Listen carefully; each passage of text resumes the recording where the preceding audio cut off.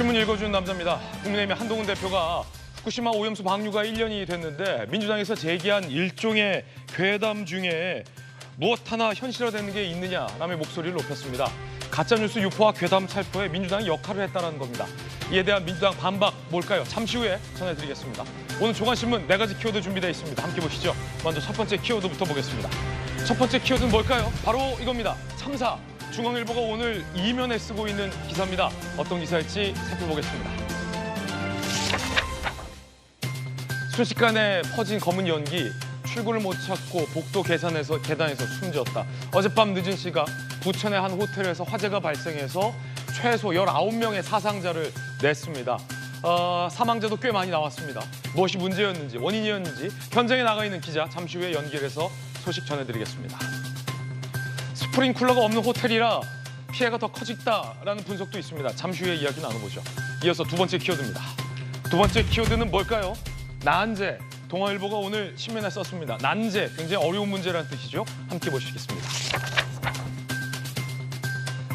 일본 후쿠시마 핵연료 잔해 제거 시작부터 삐걱, 장비 설치 중 실수했다라는 겁니다.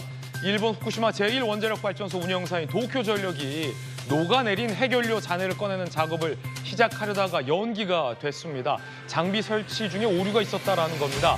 일종의 난제다라는 건데 후쿠시마 핵연료 제거 시작부터 삐걱거린다라는 비판과 함께 이것과 별개로 지난 1년여간 정치권에서 무분별하게 유포됐던 이 후쿠시마 괴담, 그 괴담의 정치적 책임을 아무도 지지 않고 있다라는 비판도 제기되고 있습니다. 잠시 후에 그 이야기도 전해드리겠습니다. 이어서 다음 키워드입니다. 세 번째 키워드는 뭘까요? 부활, 조선일보 12면 기사입니다. 30년 만에 텅스텐 광산이 가동됐다. 부활하는 강원도의 명동, 성동광산의 경제적 가치가 60조에 이를 것이다 라는 분석이 나옵니다.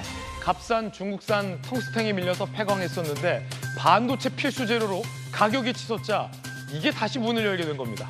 광산이 문 닫았다 다시 연 사례는 매우 이례적입니다. 첨단 산업이 아이러니하게 오래된 광산을 다시 문 열고 있다라고도 보면 되겠습니다. 이어서 다음 키워드입니다.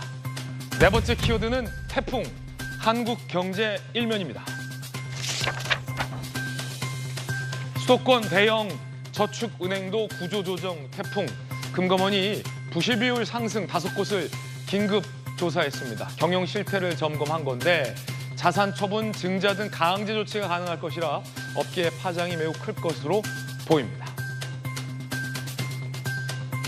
부실한 저축은행이 상당수에 이른다라는 얘기도 안팎에서 나오고 있다고 합니다. 지금까지 신문 읽어주는 남자였습니다.